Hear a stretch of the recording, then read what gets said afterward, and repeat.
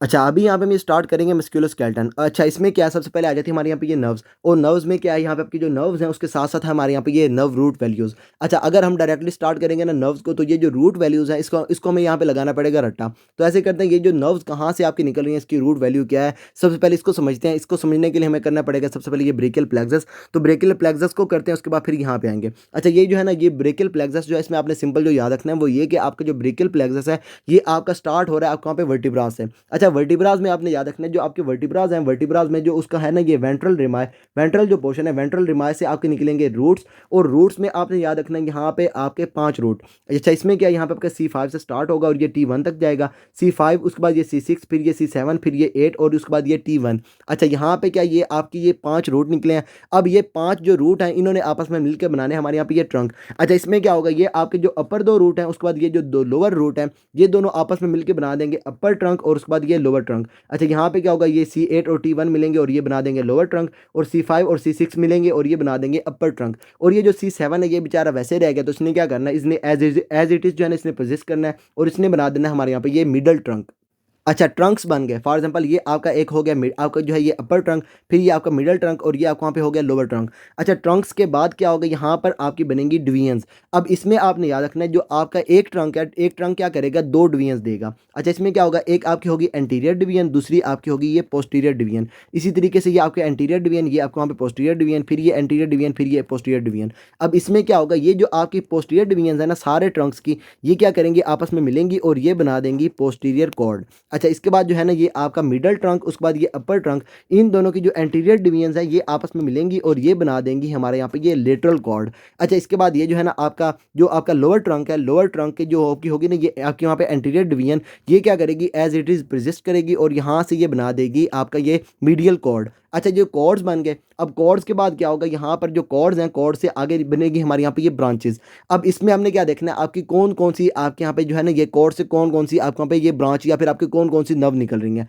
अब यहाँ पे जो है ना सबसे पहले आ जाता है हमारे यहाँ पे ये लेटरल कॉर्ड। अच्छा, यहाँ पर जो है ना सिंपल इन्होंने लिखा हुआ आपका जो लेटरल कॉर्ड है वहाँ से आपकी निकली ये मस्कुलोक्यूटेनियस, लेकिन आपने इसको इस तरीके से याद नहीं रखना। सबसे पहले क्या आपको वहाँ पे लेटरल कॉर्ड है, लेटरल कॉर्ड से आपने याद रखना है यहाँ पे आपका LML, यहाँ से क्या होगा, यहाँ पे 3 ब्रांचेज निकलेंगी। अच्छा, सबसे पहले जो L है, L से आपने याद रखना है यहाँ पे ये लेटरल पेक्टोरल नर्व, ये कहाँ से निकलेगी, लेटरल कॉर्ड से निकलेगी। उसके बाद ये जो M है, M से डायरेक्टली आपकी हो जाएगी ये मस्कुलोक्यूटेनियस। अच्छा, इसके बाद ये जो L है, L से आपने याद रखना है यहाँ पे lateral root of median nerve, median जो नर्व है, मीडियन नर्व का लेटरल रूट जो है ये कहाँ से निकलेगा, ये आपका निकलेगा लेटरल कॉर्ड से। अच्छा, इसके बाद जो है ना ये जो आपकी होगी ना ये मीडियन।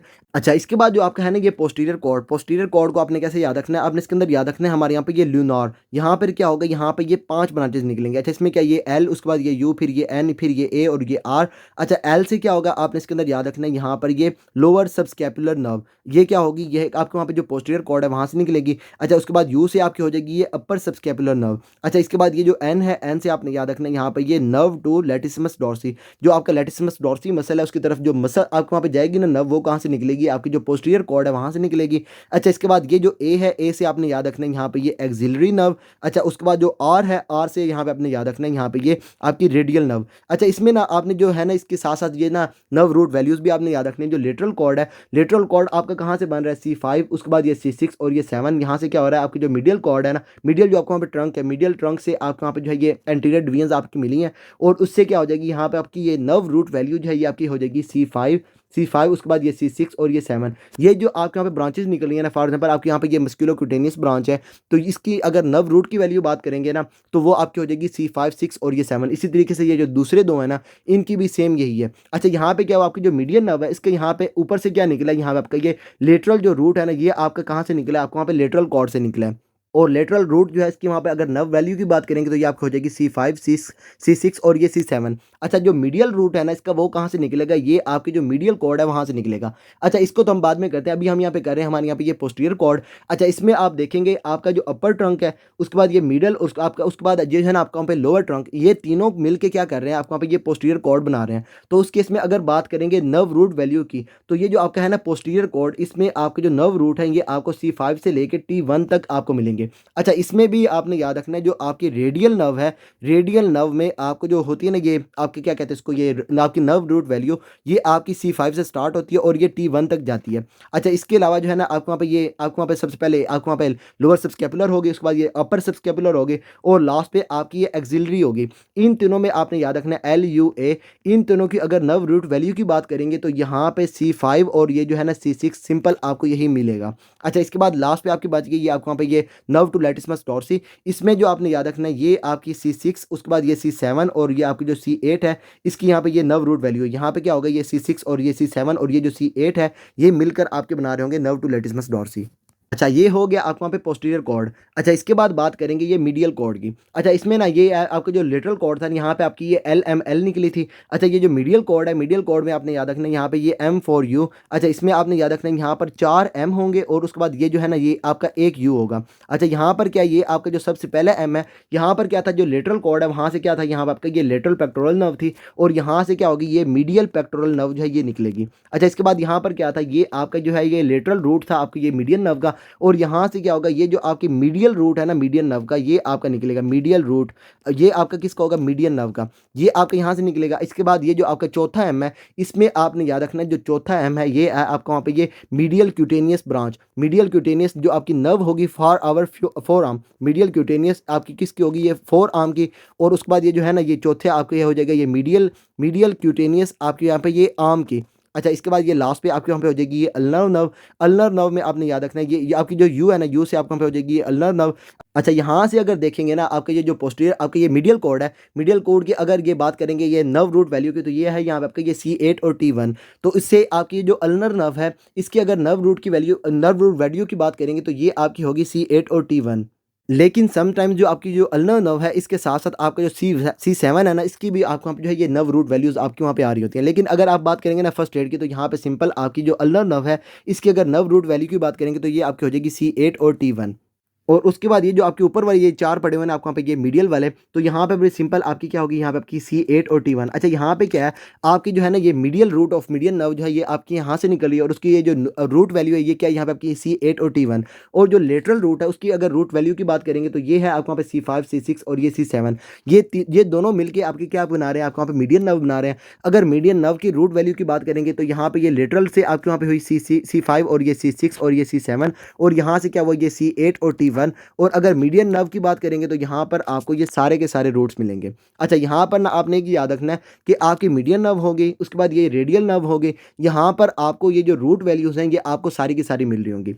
अच्छा, इसके बाद जो पेपर्स है ना, पेपर्स में क्वेश्चन आते हैं कि यहाँ पर जो आपका जो ब्रेकियल प्लेक्सस है उसमें रूट से आपकी कौन कौन सी ब्रांचेस निकलती हैं। अच्छा, यहाँ पर ना आपने एक देखना है कि आपकी C5 उसके बाद ये C6 और ये C7 ये तीनों आपस में मिल रहे हैं स्टार्ट में ट्रंक बनाने से पहले पहले, और ये क्या कर रहे हैं, आपको यहाँ पर जो लॉन्ग थोरेसिक नर्व है ये बना रहे हैं। अच्छा, यहाँ पर क्या है, आपकी जो रूट्स हैं, रूट से आपकी एक ब्रांच निकली कौन सी, आपको यहाँ पर ये long thoracic nerve.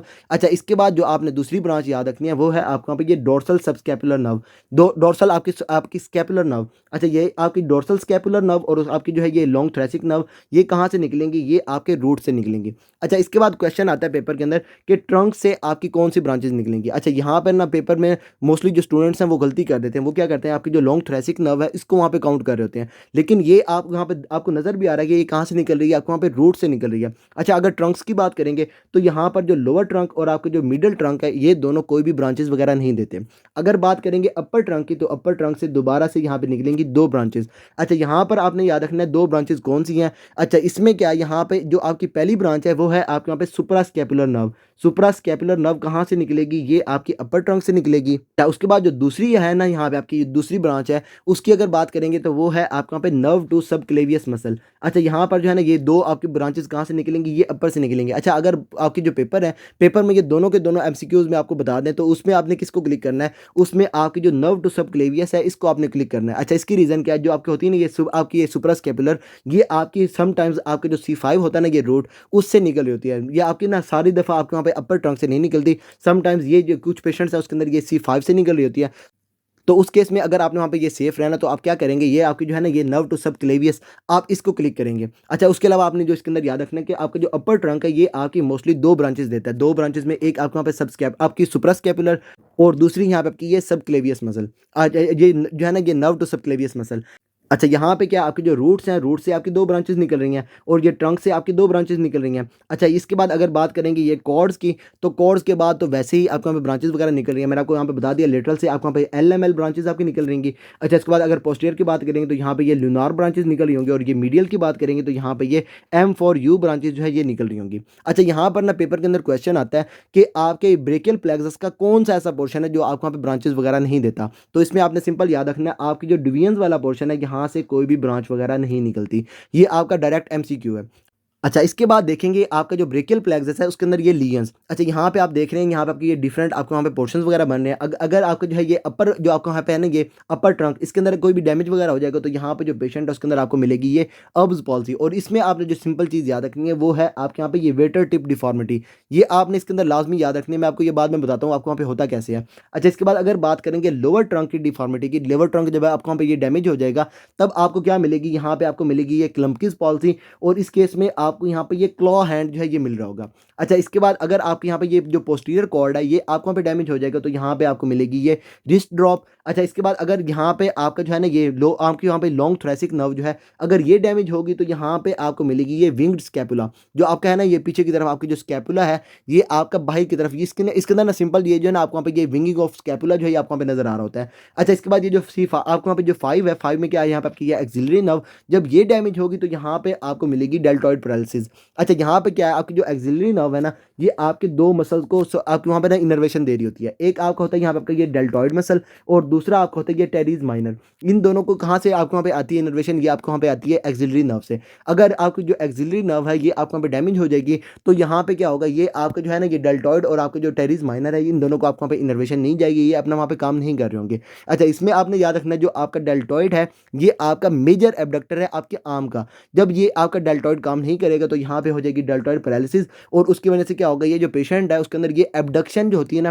For example ये आपको वहाँ पे बॉडी है और ये आपको वहाँ पे आर्म है, तो ये जो आपकी होती है ना बॉडी से आर्म को अवे करना, फॉर एग्जांपल ये आपकी बॉडी और ये आपका आर्म, ये आपकी क्या होती है एबडक्शन। और अगर ये बॉडी के साथ आप आर्म को लगा रहे हैं तो ये आपकी होती है एडक्शन। एडक्शन मेजरली कौन करवाता है, ये आपका करवाता है डेल्टॉइड मसल। और जब आपका जो पेशेंट है उसके अंदर ये आपका डेल्टॉइड पैरालिसिस हो जाएगी तो जो पेशेंट है उसके अंदर ये एबडक्शन जो है ये आपको नजर नहीं आ रही होगी। अच्छा, इसके बाद ये जो आपकी जो रेडियल नर्व है जब ये डैमेज हो जाएगी तो यहाँ पे आपको मिलेगी ये सैटरडे नाइट पॉल्सी और इसमें क्या हो जाएगा, यहाँ पे आपका जो पेशेंट है उसके अंदर ये रिस्ट ड्रॉप जो है ये नजर आ रहा होगा। ये मैं आपको बाद में बताऊंगा आपके रिस्ट ड्रॉप होता कैसे है। सिंपल इसमें क्या, फॉर एग्जांपल आपका ये जो है ना ये आपको वहाँ पे हैंड है, हैंड में क्या है यहाँ पे आपका ये जो है ना ये आपका डोर्सल वाला पोर्शन जो आपको वहाँ पे ब्लैक वाला पोर्शन है और जो दूसरा आपको वहाँ पे ये पाम वाला पोर्शन है। अच्छा, इसमें क्या होता है ये जो आपके होता है ना पाल्मर वाला पोर्शन, यहाँ पर आपके होते हैं फ्लैक्सर्स और उसके बाद जो होता है ना ये डोर्सल वाला पोर्शन, यहाँ पे क्या होता है यहाँ पे आपके होते हैं एक्सटेंसर मसल्स। अच्छा, यहाँ पर क्या है ये आपको होता है ना ये आपका जो आर्म है, आर्म में जो आपका है ना ये डोर्सल वाला सारा पोर्शन, सारे पोर्शन को ब्लड सप्लाई आपकी सॉरी इनर्वेशन कहाँ से आती है, ये आपकी आती है रेडियल आर्टरी से। अच्छा, सिंपल इसमें आपने क्या याद रखना है जो आपके एक्सटेंसर मसल्स हैं उसको इनर्वेशन कहाँ से आती है, ये आपकी आती है आपके वहाँ पे रेडियल आर्टरी से। अच्छा, इसके बाद अगर पाम की बात करेंगे तो पाम में आपके वहाँ पे दो आपके वहाँ पे सॉरी आपके वहाँ पे आर्टरी नहीं है, ये आपके वहाँ पे ये नर्व है, रेडियल नर्व आपकी क्या करते हैं आपके जो एक्सटेंसर्स होते हैं ना उसको वहाँ पे इनर्वेशन दे रही होती है। अच्छा, इसके बाद जो पाम वाला पोर्शन होता है ना, फॉर एग्जाम्पल ये आपका हैंड है, फॉर एग्जाम्पल ये पेशेंट का ना ये थंब है, उसके बाद ये उसके वहाँ पे मिडिल फिंगर हो गई, उसके बाद ये ना ये पूरे का पूरा हैंड बन गया। अच्छा, इसमें क्या होता है ये जो थंब वाला पोर्शन होता है ये आपका होता है लेटरल। जब आप एनाटॉमिकल पोजीशन में खड़े होते हैं तो ये आपका जो थंब है ये आपका लेटरल होता है। अच्छा, जो लेटरल साइड है वहाँ पे आपकी इनर्वेशन पाम की अगर बात करेंगे तो वहाँ पे इनर्वेशन कहाँ से जाती है, ये आपकी जो होती है ना मीडियन नर्व, मीडियन नर्व क्या करती है यहाँ पे ये आपके वहाँ पे इनर्वेशन दे रही होती है। और इसमें आपने याद रखना है पाम्स में आपकी ये थंब, उसके बाद ये फर्स्ट फिंगर, उसके बाद ये आपकी मिडल फिंगर और ये जो आपके वहाँ पे है ना ये रिंग फिंगर, रिंग फिंगर को आपकी जो है ना ये हाफ इनर्वेशन कहाँ से आती है, मीडियन नर्व से आती है। अच्छा, इसके बाद जो आपको वहाँ पे बच जाएगा ना ये मीडियल वाली आपको वहाँ पे ये फिंगर, आपको वहाँ पे ये स्मॉल फिंगर और उसके बाद ये जो आपको वहाँ पे है ना ये मीडियल पोर्शन ऑफ आपकी जो है ये रिंग फिंगर, इसको इनर्वेशन कहाँ से आती है, ये आपकी जो अल्नर नर्व है ये आपको वहाँ पे इनर्वेट कर रही होती है। तो इस केस में क्या होगा, जब आपका जो पेशेंट है उसके अंदर अगर बात करेंगे ना ये उसके हैंड की तो फ्लेक्सर्स वगैरह जो है उसको वहाँ पे इनर्वेशन कहाँ से आएगी, ये आपकी मीडियन और उसके बाद ये जो अल्नर नर्व है वहाँ से आएगी। बाद में आपको ये डिटेल में करवाऊंगा ये आपको वहाँ पे किस किस मसल को इनर्वेट वगैरह कर रही है, रिस्ट वगैरह मैं आपको बाद में करवाता हूँ, उसके अंदर ये ना सारे का सारा करवा देता हूँ। अच्छा, अभी के लिए आपने सिंपल ये याद रखना है जब आपका जो पेशेंट है उसके अंदर ये रेडियल नर्व डैमेज होगी तो उसमें क्या होगा, ये जो पेशेंट है उसके अंदर ये एक्सटेंसर जो है ना इसको वहाँ पे इनर्वेशन नहीं जाएगी। अच्छा, यहाँ पे क्या आपकी जो बॉडी है उसके अंदर ना ये बड़ा बैलेंस है आपके एक्सटेंसर्स और आपके फ्लेक्सर्स का। अच्छा, इस केस में क्या होगा, जब ये एक्सटेंसर्स लॉस हो जाएँगे तो जो फ्लेक्सर्स हैं ये आपके वहाँ पे डोमिनेट कर जाएँगे और उस केस में क्या होगा, ये जो पेशेंट है इसके जो हैंड है ये उसको वहाँ पे नीचे की तरफ चलना शुरू हो जाएगा, फ्लेक्सर वाली साइड पे जाना शुरू हो जाएगा। जो उसकी व्हाइट वाली आपकी जो है ना ये पोर्शन उसकी वाली साइड पे जाना शुरू हो जाएगा और ये आपकी हो जाएगी रिस्ट आपकी जो है ये ड्रॉप। ये आपने सिंपल इसके अंदर याद रखना है, जो रेडियल नर्व है ये आपके एक्सटेंसर्स को आपको सप्लाई दे रही होती है। जब ये एक्सटेंसर्स लॉस हो जाएँगे तो जो पेशेंट है उसके अंदर ये रिस्ट ड्रॉप नज़र आ रहा होगा। पोस्टीरियर कॉर्ड जब आपको वहाँ पे लॉस हो जाएगा तो रेडियल नर्व लॉस होगी, तो उसमें भी आपको ये रिस्ट ड्रॉप जो है ये नज़र आ रहा होगा। अच्छा, इसके बाद आ जाती है मस्कुलोक्यूटेनियस। अच्छा, सिंपल इसमें जो आपने याद रखना है वो ये कि फॉर एग्जांपल ये आपका आर्म है और ये आपके यहाँ पे फोर आर्म है। आर्म में जो आपका एंटीरियर पोर्शन है ना, जब आप वहाँ पे एनाटॉमिकल पोजीशन में खड़े होते हैं तो जो एंटीरियर पोर्शन है उसको वहाँ पे आपकी इनर्वेशन कहाँ से आती है, आपकी जो मस्कुलोक्यूटेनियस है इसको वहाँ पे आपको वहाँ पे इनर्वेट कर रही होती है। और जो बाइसेप मसल है इसका आपको पता है इसने क्या करना होता है, यहाँ पे आपकी ये जो होती है ना ये फ्लेक्जन ये इसने करवानी होती है। अब इस केस में क्या होगा, यहाँ पे आपका जो पेशेंट है जब उसके अंदर ये मस्कुलोक्यूटेनियस के अंदर आप वहाँ पे ये कोई भी इंजरी वगैरह होगी तो यहाँ पे ये फ्लेक्जन नहीं होगी, तो यहाँ पे आपको ये डिफिकल्टी फ्लेक्सिंग एल्बो जो है ये आपको नज़र आ रही होगी। और साथ साथ यहाँ पे जो पेशेंट है उसके अंदर ये सेंसरी लॉस जो है ये आपको नज़र आ रहा होगा उसके ये फोर आर्म के अंदर। ये मैं आपको बाद में बताऊंगा इसमें क्या है, यहाँ पे आपकी जो होती है ना ये आपकी जो मस्कुलोक्यूटेनियस नर्व है ये आपकी बाद में जा रही होती है और यहाँ पर जो है ना ये क्यूटेनियस ब्रांच बन स्किन जो है ना ये निकल रही होती है और वो जो है ना आपकी जो फोर आर्म है वहाँ पे ये आपकी इनर्वेशन सेंसरी इनर्वेशन दे रही होती है। ये मैं आपको बाद में बताऊंगा। सिंपल अभी आपने इसके अंदर याद रखना है यहाँ पे ये फ्लेक्जन नहीं होगी और साथ साथ ये सेंसरी लॉस हो जाएगा। अच्छा, इसके बाद अगर ये मीडियन नर्व की बात करेंगे तो थंब वाली जो साइड है वहाँ पे ये मीडियन नर्व है। जब ये आपको वहाँ पे जो है ये डैमेज हो जाएगी तो यहाँ पे क्या होगा, ये जो फ्लेक्सर्स हैं ये आपको वहाँ पे उसके अंदर आपको वहाँ पे जो है ये प्रॉब्लम्स वगैरह आ रही होंगी और इस केस में क्या होगा, ये जो आपके एक्सटेंसर्स हैं ये आपको वहाँ पे आपकी जो है ये डोमिनेट कर जाएंगे। और ये मैंने आपको लास्ट में बताया आपको वहाँ पे मीडियन नर्व और उसके बाद आपकी जो अल्नर नर्व है ये दोनों आपको वहाँ पे हैंड वाली साइड पे है ना, तो यहाँ पे क्या होगा, जब इन दोनों के अंदर आपको वहाँ पे डैमेज होगा ना तो यहाँ पे दोनों के अंदर आपको मिलेगा ये क्लॉ हैंड। अब आपने बाद में इसको जो है ना ये आपने डिफरेंशिएट करना होता है कि जो पेशेंट है उसके अंदर ये मीडियन क्लॉ है या फिर उसके अंदर ये अल्नर क्लॉ है, तो ये हम बाद में इसके अंदर देखेंगे। अभी के लिए सिंपल क्या, यहाँ पे आपकी जो आपकी मीडियन नर्व है जब ये डैमेज होगी तो यहाँ पे डिक्रीज थंब फंक्शन होगा और साथ साथ यहाँ पे आपको हैंड ऑफ बेनेडिक्शन जो है ये नजर आ रहा होगा। ये मैं आपको बाद में करवा दूंगा। अच्छा, अभी के लिए इसके बाद क्या है, यहाँ पे आपके अगर अल्नर नर्व जो है ये आपको पे डैमेज होगी तो इस केस में आपकी जो अल्नर नर्व है ये क्या करती है, आपके जो इंट्रिंसिक मसल्स होते हैं आपके हैंड के उनको आपकी सप्लाई कहाँ से आ रही होती है, आपकी जो अल्नर नर्व है ये आपको सप्लाई कर रही होती है। जब ये आपको वहाँ पे अल्नर नर्व लॉस हो जाएगी तो इंट्रिंसिक मसल जो है इसको वहाँ पे इनर्वेशन नहीं जाएगी और इस केस में आपको यहाँ पे मिलेगा ये क्लॉ हैंड। अच्छा, सिंपल आपने जो है ना इसके अंदर यही अभी के लिए याद रखना है। अच्छा, इसके बाद ये आपके जो आपके है ना ये ब्रेकियल प्लेक्सस, इसमें यहाँ पे आपकी ये 5 पोर्शन हो गए और इसमें आपने क्या याद रखना है, जो आपकी डिवीजन्स वाला पोर्शन है वहाँ से कोई भी ब्रांच वगैरह नहीं निकलती। और जो थोरैसिक है ये आपकी जो लॉन्ग थोरैसिक है ये कहाँ से निकलती है, रूट से निकलती है। और अगर बात करेंगे ट्रंक्स की तो अपर ट्रंक जो है ये आपकी 2 ब्रांचेस दे रहा होता है और 2 ब्रांचेस मैंने आपको बता दी। अच्छा, इसके बाद अगर बात करेंगे कॉर्ड्स की तो कॉर्ड्स के बाद तो आपको वहाँ पे वैसे ही ब्रांचेस वगैरह आपको वहाँ पे स्टार्ट हो रही हैं। डिवीजन्स में आपने याद रखना है कोई भी ब्रांच वगैरह नहीं निकलती। बाद ये जो आपको वहाँ पे है ना ये ट्रंक वाला पोर्शन, इसमें क्या आपके जो ट्रंक ऑफ ब्रेकियल प्लेक्सस और आपकी जो सबक्लेवियन आर्टरी है ये दोनों आपके पास कर रहे होते हैं between anterior and middle scalene muscle. अच्छा, इसके बाद जो आपके होती है ना सबक्लेवियन वेन ये आपकी पास करती है anterior medial to scalene muscle scalene triangle. ये आपने सिंपल इसके अंदर याद रखना है, आपकी जो होती है ना ये सबक्लेवियन वेन ये आपके anterior medial to scalene triangle जो है ये आपको वहाँ पे पास करेगी और जो ट्रंक और आपकी जो सबक्लेवियन आर्टरी है ये दोनों आपके between anterior and middle scalene muscle जो है ये आपके वहाँ पे ट्रेवल कर रहे होंगे। अच्छा, इसके बाद जो है ना यहाँ पे आप बात करेंगे ये डैमेज वगैरह की, तो सबसे पहले क्या होगा, जब आपका जो पेशेंट है उसके अंदर ये हो जाएगी ना ये अपर ट्रंक जो है ये आपको वहाँ पे डैमेज हो जाएगा तो उस केस में आपको मिलेगी ये अर्व्स पॉलिसी। अच्छा, इसमें जो आपने सिंपल याद रखना है वो ये कि फॉर एग्जांपल ये जो पेशेंट है उसका वहाँ पे हैंड है ये उसको वहाँ पे ये आ गई बाद में नेक और ये आपको वहाँ पे जो है ना ये शोल्डर वगैरह आपको वहाँ पे स्टार्ट हो गए। अच्छा, इसमें क्या यहाँ पे अगर आपका जो पेशेंट है उसके अंदर ये जो एंगल वगैरह बना हुआ है ना, जब ये आपको वहाँ पे जो है ये इंक्रीज होगा ट्रैक्शन वगैरह जो है ये आपको वहाँ पे नेक पे आएगी, तब इस केस में क्या होगा, ये आपका जो अपर ट्रंक है ये आपका डैमेज हो जाएगा। बच्चों की अगर बात करेंगे तो बच्चों में अगर उसके वहाँ पे डिलीवरी हो रही है तो डिलीवरी में क्या होगा, जब ये बच्चे का हेड आ जाएगा और उसके बाद अगर जो आपका जो बच्चा है ना उसका वहाँ पे ये जो शोल्डर है इसका वहाँ पे जो है ये बाहर नहीं आ रहा और जो आपको वहाँ पे डॉक्टर खड़ा हुआ है उसको जो है ना ये कुछ भी नहीं पता, नाड़ी वगैरह खड़ा हुआ है, उसने क्या करना है, उसने डायरेक्टली क्या करना है, हेड को बाहर की तरफ खींच रहे होना है। इस केस में क्या होगा, यहाँ पे ये जो नेक है वहाँ पे आएगी ट्रैक्शन और उसमें क्या हो जाएगी, ये जो अपर ट्रंक है ये आपको वहाँ पे डैमेज हो जाएगा। अच्छा, ये आपको पता है आपका जो अपर ट्रंक है इसको वहाँ पे रूट वैल्यू क्या यहाँ पे आपकी C5 C6। अच्छा, इस केस में क्या होगा, ये जो आपको वहाँ पे नर्व्स वगैरह निकली होंगे ना इसके बाद वो आपके वहाँ पे सारे के सारे डैमेज हो जाएंगे और वो अपना वहाँ पे काम नहीं कर रही होंगी। अच्छा, अपर ट्रंक में हमने ऊपर देखा आपका ये जो अपर ट्रंक है, अपर ट्रंक से क्या है यहाँ पे आपकी ये 2 आपको वहाँ पे पोर्शन निकले और उसके बाद ये बनी आपको वहाँ पे लेटरल और उसके बाद यहाँ पे आपके निकले ये क्यूटेनियस ब्रांच। अच्छा, इसके बाद अगर ये नीचे की तरफ बात करेंगे तो यहाँ पे ये एक्सिलरी और ये आपको वहाँ पे जो है ये रेडियल आर्टरी सॉरी आपको जो ये रेडियल नर्व ये सारी आपकी कहाँ से निकल रही हैं? ये आपके जो है ये आपके रूट वैल्यू जो है ना ये आपको वहाँ पे C5 C6 वहाँ से निकल रही हैं। अब इस केस में क्या होगा ये जो आपकी नर्व्स हैं ये आपके वहाँ पे काम नहीं कर रही होंगी। अच्छा, मस्कुलर क्यूटेनियस में आपने जो सिंपल याद रखना है वो ये कि आपका जो आर्म है, आर्म की जो आपकी होती है ना एंटीरियर पोर्शन उसमें आपकी जो बाइसेप्स वगैरह मसल्स हैं उसमें ये आपकी मस्कुलोक्यूटेनियस आपको वहाँ पे ब्रांच आपकी जो होती है ना ये आपकी नर्व ये आपको वहाँ पे इनर्वेशन दे रही होती है और इसका काम क्या होता है इसने आपकी जो होती है ना ये फ्लेक्जन फ्लेक्जन ऑफ आर्म जो है ये इसने वहाँ पे करवानी होती है एट नी। अब इस केस में क्या होगा जब ये आपकी मस्कुलोक्यूटेनियस जो है जब ये आपके वहाँ पे आपकी जो है ये इसको वहाँ पे इंजरी वगैरह हो जाएगी ना अपर ट्रंक के अंदर तो यहाँ पे मस्कुलोक्यूटेनियस अपना वहाँ पे काम नहीं करेगी तो इस केस में क्या होगा ये फ्लेक्जन लॉस हो जाएगी और यहाँ पे जो पेशेंट है उसके अंदर ये जो उसका आर्म होगा इसके अंदर आपको वहाँ पे मिलेगी एक्सटेंशन। अच्छा, इसके बाद जो आपके वहाँ पे एक्सिलरी है, एक्सिलरी का काम क्या है इसने आपका जो होता है ना ये आपका मैंने आपको पहले बताया इसके अंदर आपका जो डेल्टॉइड मसल है उसको वहाँ पे इसने इनर्वेशन देनी होती है और डेल्टॉइड का काम क्या है इसने आपकी जो है ये एबडक्शन करवानी होती है। एबडक्शन ऑफ आर्म जो आपका मेजर एबडक्टर है वो कौन सा आपका वहाँ पे डेल्टॉइड है। अब इस केस में क्या होगा जब ये एक्सिलरी आपके वहाँ पे काम नहीं करेगी तो एबडक्शन लॉस हो जाएगी और इस केस में आपको क्या नजर आएगी यहाँ पे ये एडक्शन। अच्छा, इसके बाद जो है ना यहाँ पे आपकी ये जो रेडियल नर्व है रेडियल का काम क्या है इसने आपके जो एक्सटेंसर्स हैं उसको वहाँ पे इसने ब्लड सप्लाई सॉरी इनर्वेशन देनी है। अब इस केस में क्या होगा एक्सटेंसर्स को आपको वहाँ पे इनर्वेशन नहीं जाएगी और जो फ्लेक्सर्स हैं ये आपको वहाँ पे डोमिनेट कर जाएंगे। अच्छा, हैंड पे जब आप देखेंगे तो आपका जो हैंड है ये उसका वहाँ पे फ्लेक्स्ड होगा।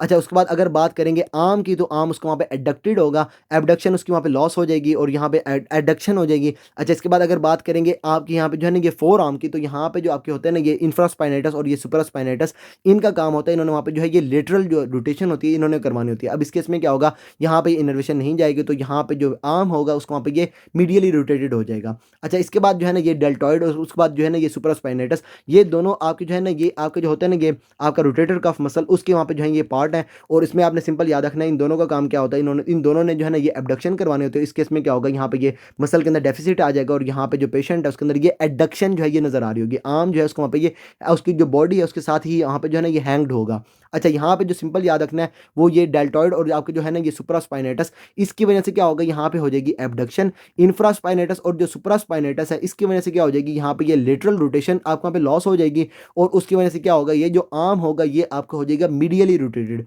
अच्छा, इसके बाद जो आपका बाइसेप्स ब्रेकाई है इसमें क्या है यहाँ पे आपका जो बाइसेप्स ब्रेकाई है जब ये आपको वहाँ पे लॉस हो जाएगा इसका नॉर्मल काम है इसने वहाँ पे जो है ये फ्लैक्जन और ये जो सुपिनेशन है इसने करवानी है। अब इस केस में क्या होगा ये फ्लैक्जन और सुपिनेशन आपको वहाँ पे लॉस हो जाएगी और यहाँ से क्या होगा ये जो आपको वहाँ पे आर्म होगा आर्म आपका एक्सटेंडेड होगा और साथ साथ आपको वहाँ पे जो है ये प्रोनेटेड होगा। रूट वैल्यूज़ में सिंपल आपने याद रखना है C5 C6 आपको वहाँ पे लॉस होगा। अच्छा, बच्चों की बात करेंगे तो यहाँ पे जो नेक है ना आपके ड्यूरिंग डिलीवरी उसकी जो नेक ट्रैक्शन है ये आपको वहाँ पे जो बच्चों के अंदर करवा देगी ये आपको अपर ट्रंक इंजरी और वहाँ से हो जाएगी ये अर्ब्स पॉल्सी। अच्छा, अडल्ट्स की अगर बात करेंगे तो यहाँ पे आपने याद रखना है जब आपका जो अडल्ट है फॉर एग्जाम्पल जो है ना ये बच्चे आपस में लड़ रहे हैं और वहाँ पे जो है ना ये ब्रूसली की तरह जो है ना आपस में एक दूसरे को मार रहे हैं अगर तो यहाँ पे जो है ना ये नेक वाले पोर्शन पे ट्रैक्शन आएगी तो वहाँ से हो जाएगी ये इंजरी। अच्छा, अगर जो आपके जो अडल्ट्स हैं अडल्ट्स में मोटरसाइकिल एक्सीडेंट वगैरह हुए हैं और जो पेशेंट है उसको वहाँ पे जो फॉल हुई है ना वो आपकी इस तरीके से हुई है कि यहाँ पे जो नेक ट्रैक्शन आ गई है फॉर एग्जाम्पल ये जो है ना ये आपका हेड और आपका जो शोल्डर है इन दोनों के दरमियान में से वो गिरा है और वहाँ से जब ये ट्रैक्शन आएगी तो यहाँ पे हो जाएगी ये अर्ब्स पॉलिसी।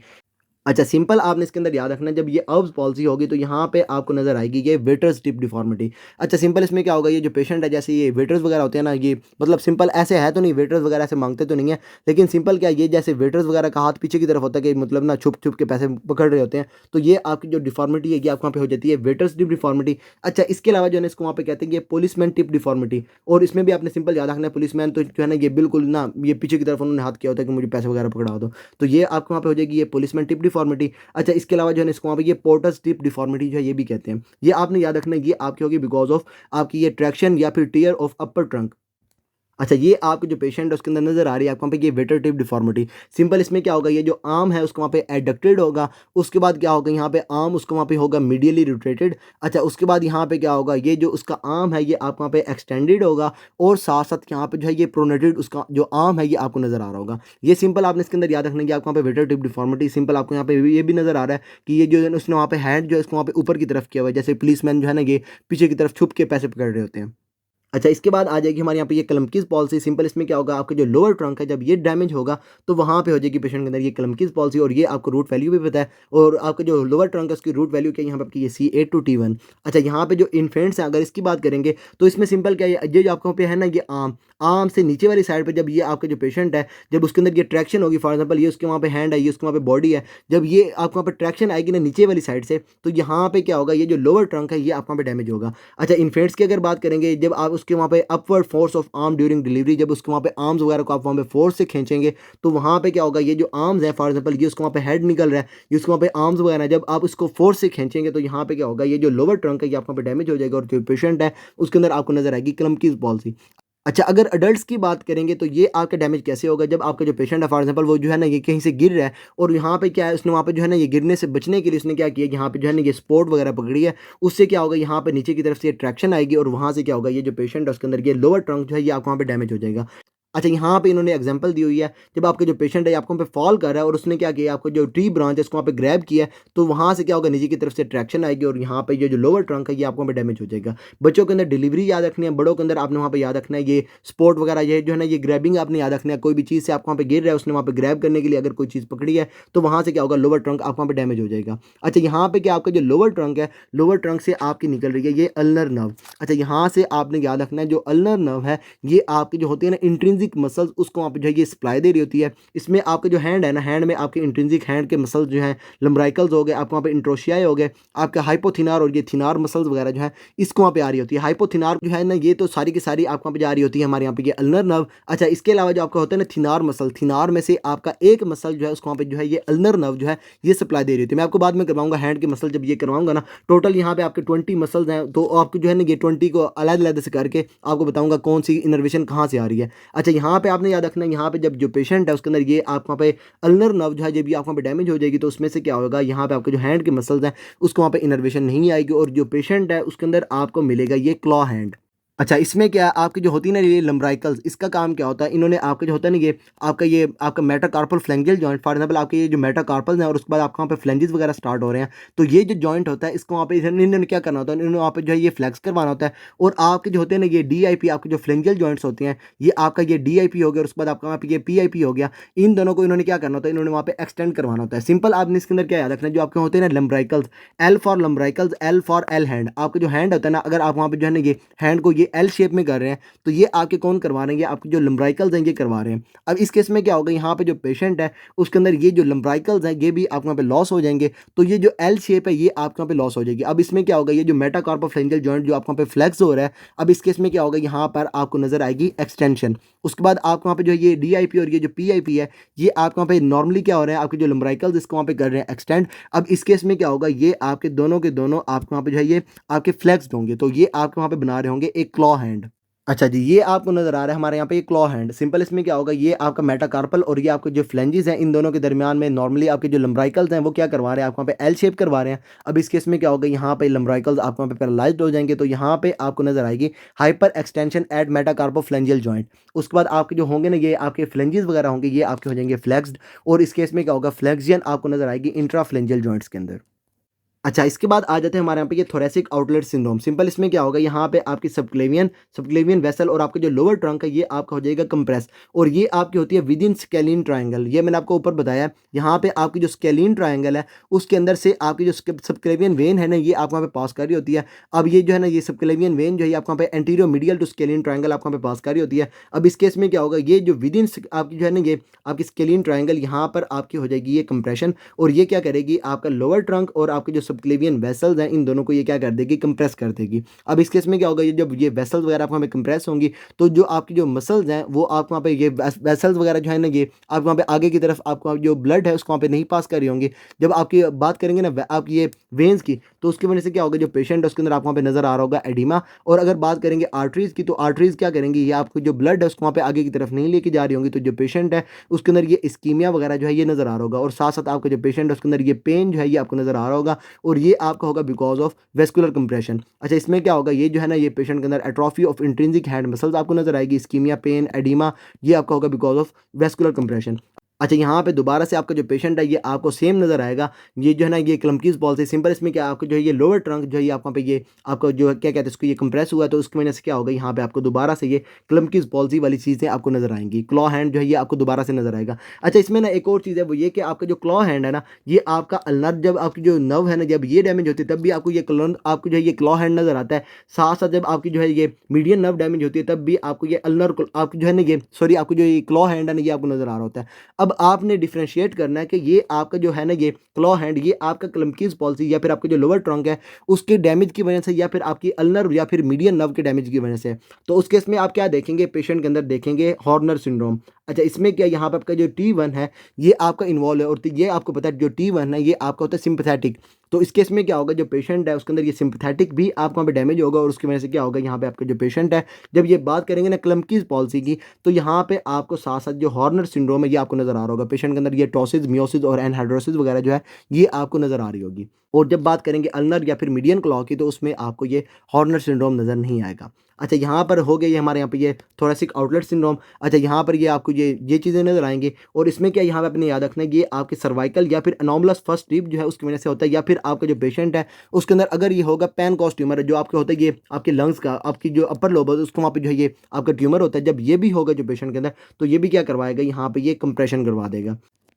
अच्छा, इसके बाद लास्ट पे आ जाएगा हमारे यहाँ पे ये विंग्ड स्कैपुला या फिर सिंपल जो है ना इसके अंदर ये विंगिंग ऑफ स्कैपुला। अच्छा, इसमें जो आपने याद रखना है वो ये कि जो आपकी होती है ना लॉन्ग थोरेसिक नर्व जब ये डैमेज होती है तो उसमें आपको क्या नज़र आता है ये विंगिंग ऑफ स्कैपुला। और ये आपको पता है जो आपकी जो थोरेसिक नर्व है इसकी रूट वैल्यू क्या है यहाँ पे आपकी C5 to 7 और यहाँ पे क्या होगा ये विंगिंग ऑफ स्कैपुला आपको नज़र आएगी। अच्छा, ये जो है ना ये आपकी जो लॉन्ग थोरेसिक नर्व है इसको हम कहते हैं हमारे यहाँ पे ये जो है ना ये नर्व ऑफ जो है ना ये नर्व ऑफ बेल भी कहते हैं इसको या फिर इसके अलावा जो है ना ये नर्व टू जो है ना ये सिरेटस एंटीरियर जो है ना ये भी इसको कहते हैं या फिर इसके अलावा जो है ना ये लॉन्ग थोरेसिक नर्व। अच्छा, इसमें क्या ये आपकी जो होती है ना ये सिरेटस एंटीरियर उसको वहाँ पे जो है ये इनर्वेशन दे रही होती है और उसका काम क्या होता है तो इसने आपकी जो स्कैपुला होता है ना स्कैपुला को थोरेसिक केज के साथ इसने वहाँ पे एंकर करना होता है। अब इस केस में क्या होगा जब आपका जो पेशेंट है उसके अंदर ये लॉन्ग थोरेसिक नर्व आपको वहाँ पे डैमेज हो जाएगी तो ये आपके जो सिरेटस इंटीरियर है ये अपना वहाँ पे काम नहीं करेगा। तो यहाँ पर क्या होगा ये जो थोरेसिक केज है ना इसके साथ स्कैपुला आपका वहाँ पे एंकर नहीं होगी तो क्या होगा जब आपका जो पेशेंट है ये आप ना उसको अंदर ना ये जो है ना ये हॉरिजॉन्टल प्लेन के साथ आप उसको वहाँ पे लगाएंगे ना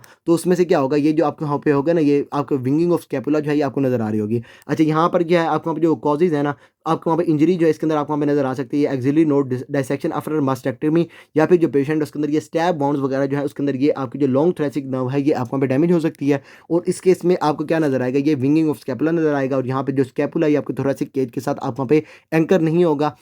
और यहाँ पर जो पेशेंट है ये can not abduct arm above horizontal plane या फिर सिंपल अगर कहूँ ना तो इसमें आपने यहाँ पे याद रखना है ये जो है ना फॉर एग्जांपल ये वाल है तो आपने क्या करना है पेशेंट के जो हैंड्स है आपने ये वाल के साथ उसको जो है ना ये फोर्स वगैरह लगवानी है। अब उस केस में क्या होगा जब आपको वहाँ पे ये लॉन्ग थोरेसिक नर्व डैमेज होगी तो यहाँ पे जो है ये विंगिंग ऑफ स्कैपुला जो है आपको नज़र आ रहा होगा। अच्छा, यहाँ पर जो है ना ये अभी तो है ना ये सिंपल हो गया आपको जो है ये जब ये लॉन्ग थोरेसिक नर्व डैमेज होगी तो ये जो स्कैपुला है ये आपको वहाँ पे जो है ये बाहर की तरफ आ रही होगी। अच्छा, पेपर्स के अंदर ना अभी जो है ना ये भी क्वेश्चन आ रहा होता है कि ये जो है ना जब ये जो पेशेंट है उसके अंदर ये लॉन्ग थोरेसिक नर्व डैमेज होगी तो कौन सा जो पोर्शन है स्कैपुला का ये आपको वहाँ पे प्रोमिनेंट होगा। तो इसमें आपने सिंपल याद रखना है यहाँ पर जो आपकी होती है ना ये medial portion medial border of scapula जो है ये आपको वहाँ पे प्रोमिनेंट होना शुरू हो जाएगा।